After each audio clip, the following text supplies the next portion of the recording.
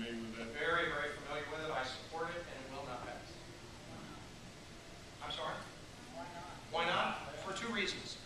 The first reason is because virtually every trust fund is being robbed and raided and dumped out in order to make the budget work.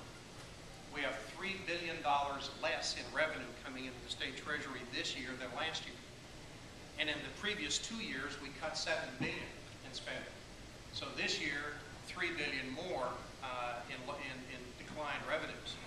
And so what happens is when you have to forge a budget with 40 senators and 160 House members, 120 House members, what happens is that people begin to look around for spare change.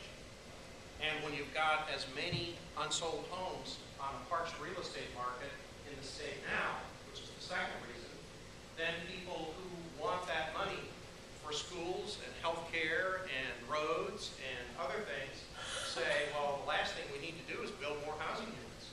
Good Lord, we got more housing units than we can handle. That's the argument they make. I'm not saying I agree with it. So those are the two reasons it will not pass. I'm supporting scrapping the cap. I have ever since I got here. I will support it next year. It will not pass. Why not get rid of the cap? You don't take the money well, why anyway. not get rid of the fund? You know, would be some people would say I would disagree with that, but I'm telling you that I'm in favor of getting rid of the cap. Right. I'm telling you that that won't happen for two reasons. First, because in the view of many people, we really don't need to create more housing units. We need to draw down on the inventory that we have. And we could certainly do that with Sadowski funds, and that's one of the things that I'm in favor of. But secondly, whether you scrap the cap or you don't scrap the cap is moot if there's no money there. Agreed.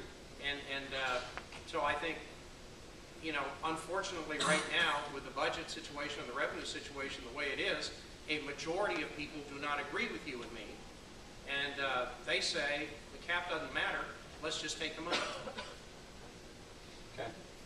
You know, I don't think, candidly, you know, I can certainly tell you what you want to hear, but I'd rather tell you what I think the situation is. And the fact is, I think until the economy improves and the inventory is drawn down, we're not going to be able to make the case to a majority of the 160 people who have yes and no buttons here.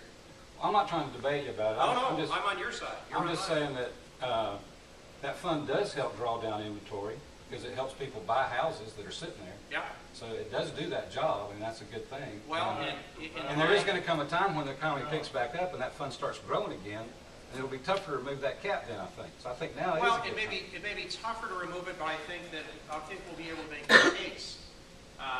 We'll be able to make the case. And what I'd rather do, and you all may have some different views about this and some of your own opinions, but what I'd rather do in a time like this, and I realize that not every piece of real estate that's available now is appropriate for, you know, modest income or low income housing. I realize that. But what I'd like to do is use, you know, all or almost all of available funds to draw down existing inventory. That's what I'd like to do if we could get the votes. We won't get them this year.